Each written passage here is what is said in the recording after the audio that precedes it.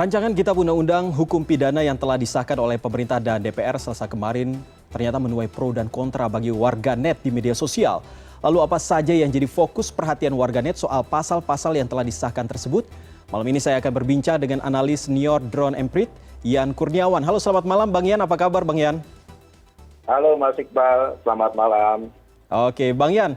Ini berbicara soal apa yang sedang ramai diperbincangkan juga di media sosial. Selain soal bom bunuh diri, ternyata juga soal RKUHP ini yang sudah disahkan. Nah, ini sebenarnya respon warganet soal disahkannya RKUHP ini seperti apa? Karena saya lihat sendiri di media sosial memang cukup ramai, atau justru hanya akun-akun tertentu saja nih yang ramai, sebenarnya biasa-biasa saja. Ya, jadi memang akun yang muncul itu bisa dikatakan akun publik ya. Kita bisa lihat dari social network analysis itu. Jadi kalau saya sudah kasih slide-nya, itu data yang menarik terkait dengan social network analysis, bahwa akun yang kontra, orang-orang yang kontra terkait dengan pengesahan RUKUHP ini cukup tinggi, Mas Iqbal. Nah ini gitu ya, contohnya. Kita bisa lihat di sini ya, kluster yang besar itu kluster yang menolak disahkannya rancangan KUHP ini. Ada juga yang mendukung, tapi ini kecil, jumlahnya sedikit dan terlihat sistematis. Kenapa sistematis? Karena dari peta ini terlihat terstruktur dia. Beda dengan yang sebelahnya gitu. Ini besar, masif dan tidak beraturan.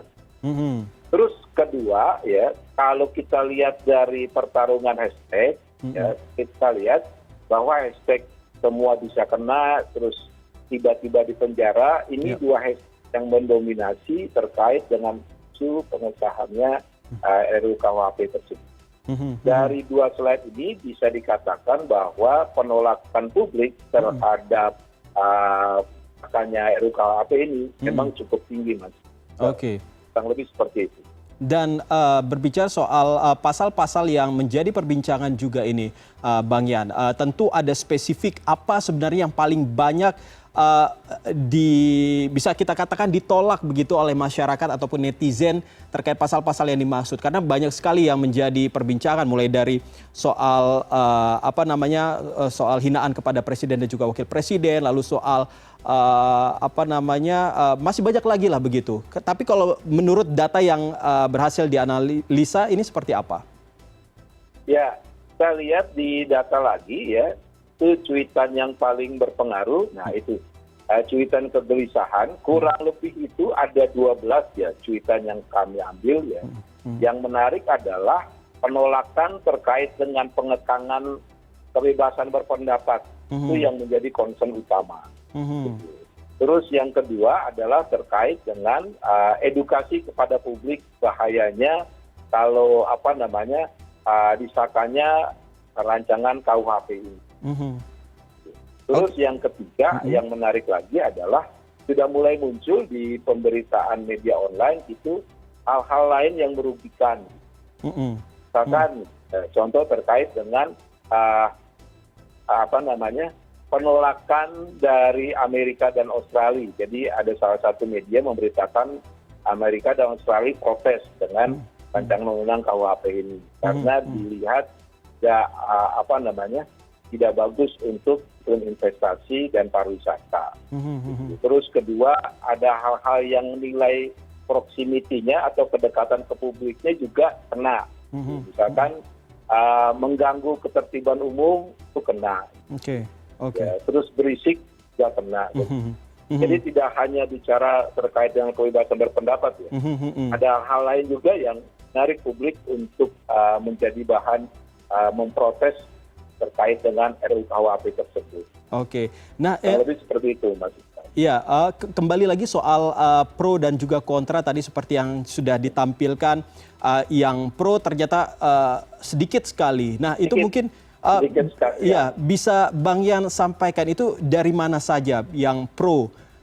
Tidak perlu spesifik, tetapi karakternya seperti apa? Yang menarik gini, yang pro ini pertama sedikit, kedua sistematis. Sistematis. Lihat di slide SNA ya, Social Network Analysis yang peta-peta tadi itu, itu ini ya, dia paling kanan gitu. Oke. Ini dia sedikit ini. Terus kedua, sistematis artinya ada satu nih akun yang terkutip menjadi komandonya gitu. Oke. Dan di-retweet sama akun-akun di sampingnya. Ini biasanya dilakukan oleh kelompok-kelompok yang terencana, kurang lebih seperti itu. Beda dengan kalau opini dari publik ya. Opini publik natural itu biasanya dia tidak beraturan begitu.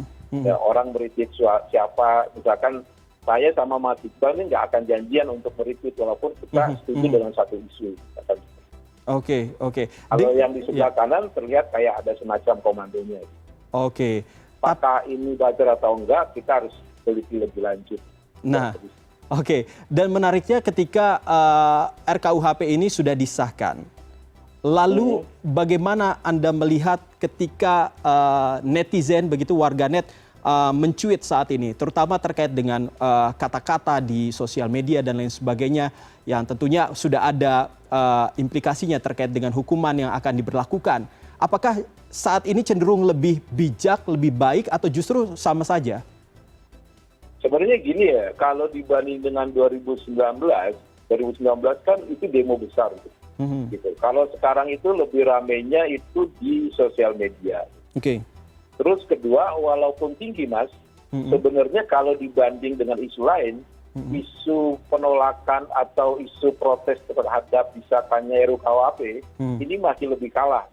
Ya, dibanding dengan isu yang lagi hot itu isu gempa ya, gempa Cianjur dan isu awan panas Semeru. Cuma ini kan tidak redam begitu saja. Gitu. Mengingat penolakan yang dilakukan itu oleh berbagai elemen gitu, yang biasa menjadi penyokong opini. Ada dan mahasiswa ya, MUI gitu yang terlihat. Terus kedua ada aktivis, ya, cuitannya Mas Dandi Laksono, ya.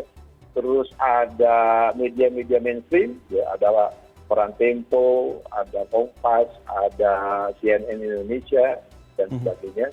Gitu. Terus ada LBH, YLBHI, gitu.